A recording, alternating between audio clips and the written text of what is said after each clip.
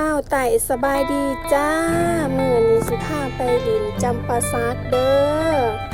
ไปเฮาไปเบิ่งกันเนาะมื้อนี้ว่าสิมีอีหยังแหน่มาให้พี่น้องป้องปายเบิ่งเนาะอันนี้เฮาก็ขี่รถฮอดผัวลาวญี่ปุ่นเฮาเองเนาะขี่รถไปตั้งแต่ปากเซ่หาจำปาสักก็บ่ไกลแห้งแล้วก็บ่ไกลหลายเนาะประมาณ30ปลาย40ลักประมาณนั้นแหละก็ถือว่าพอไปพอมาได้อยู่ก็ไปทางนี้ก็สิเป็นธรรมศาสตร์หลายปลูกเขาบ่เอ้ยแล้วก็ผู้พาป่าใหม่เฮานี่แหละเบิ่งเลยเจริญหูเจริญตางามมาสงสารออกไปทางเพิ่นนี่เนาะก็ถือว่าพอไปผ่อนคลายอยู่อันนี้ก็เป็นเพิ่นปลูกเขากำลังเคี้ยวทุมท่วมงามว่าจังซะมื้อนี้ก็สิเป็นสีครึมๆแน่เป็นสีครึมๆมืดๆคือฝนสิตกแน่ค่ะก็บ่เป็นปัญหาเนาะเฮาตั้งใจอยากไปผ่อนคลายนี่ก็คือเขาในตัวเมืองจำปาสักแล้วเนาะนี่เนาะนี่แถวเพิ่นปลูกเขาอันนั้นก็เป็นสันผูต่างๆบัดเบิ่งตัวจริงแล้วงามเด้อผู้เจ้าเอ้ย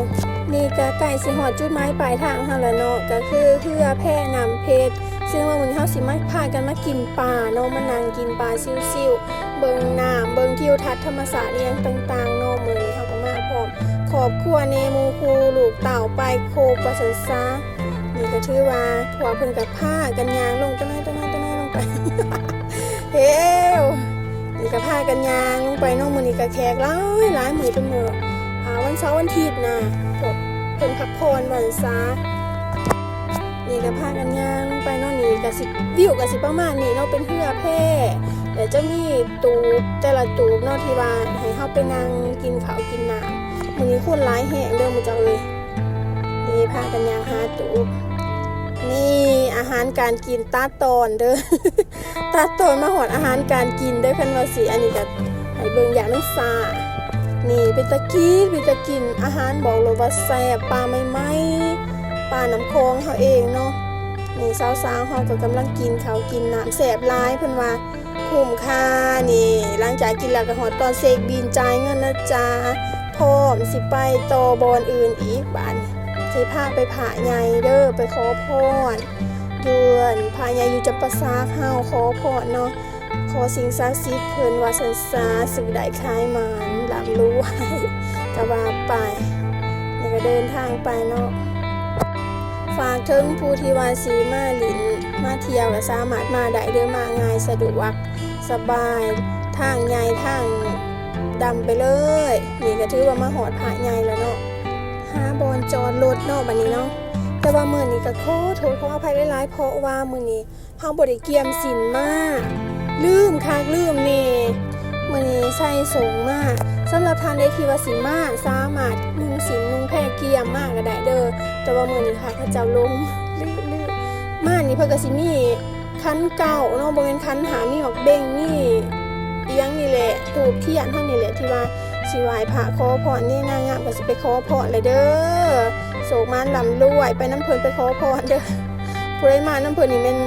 ลำรวยโศกมานทุกคนจ้าเตะหวยรวยเบอร์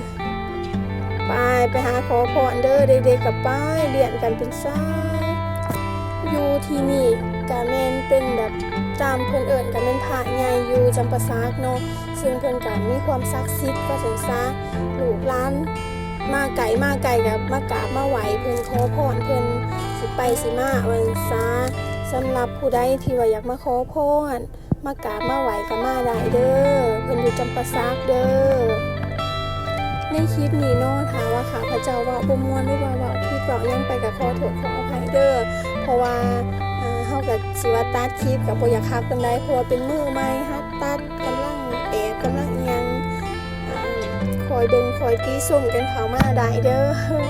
อยากให้ตัดแบบนั้นแบบนี้ก็สามารถแนะนำบอกเข้ามาได้เด้อ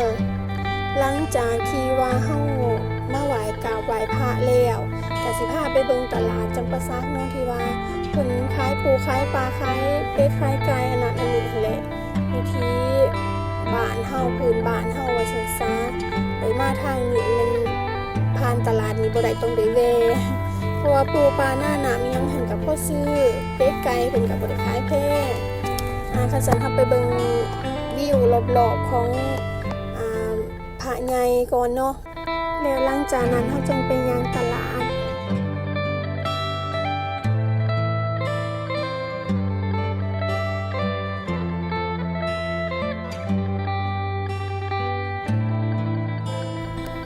มาหอดนี้ก็แม่นหอดตลาดแล้วที่ว่าเขาได้กล่าวไว้ก่อนหน้านี้เนาะว่าเขาสิมาแวะตลาดตัวนี้ก็ตลาดบ่ใหญ่ปานใดดอกเป็นตลาดอยู่บ้านเฮานี่แหละอยู่ชุมชนอยู่บ้านเนาะไกลไปไกลมากก็มาแวะเป็นอาหารแบบตามฤดูกาลมีหน่อไม้มีหอยมีปูมีปลามีเป็ดมีไก่หยังประมาณนี้พวกเฮาก็ได้เลาะซอบกันจักเล็กจักน้อยว่าสิได้อีหยังติดไม้ติดมือเมื่อเฮ็ดกินแลงโตนี่ก็เป็นกระปูเพิ่นถอนให้เรียบร้อยพร้อมกินตัวนี้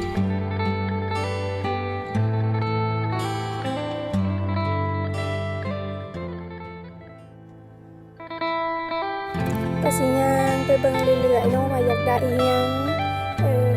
นี้ก็จักสิเฮ็ดอีหยังกินแลก็เบิ่งไปเบิ่งไก่เบิ่งหอยนี่เบิ่งไปเรื่อยๆว่าอยากกินหยังต่อตอนแรกเลาะปลาย่างนํกันเนาะหลักๆส่วนหลายนี่ช่วงนี้แม่นหน่อไม้เด้อหลายเพราะว่ายากมันเนาะช่วงนี้เนาะก็ได้หน่อไม้มันแป้งหยังนี่แหละหลายว่าซั่นซะสมปอกสมป้าก็เป็นป้าน้ำคลองเฮาเองนี่เด้เพิ่นเฮ็ดเป็นทงไว้กันได้เมาเมื่อนั้นเพิ่นทงนึง2ทงแต่ที่ว่าแซ่บได้มาเคยมาซื้ออยู่นี่ก็บ่พลาดมาเทื่อได้ตรงนี้ซื้อเมื่อมาฝากพ่อเด้พ่อมากเนาะก็ถือว่าแซ่บเพิ่นเนาะมันก็ตลาดเฮาก็สิมีประมาณนี้เด้อสำหรับผู้ใดที่ว่าอยากมาก็สามารถมาได้เด้อทางจับประสาทเฮาเนาะตอนนี้ก็สิกลับก่อนเด้อบัดนี้เด้อบ๊ายบาย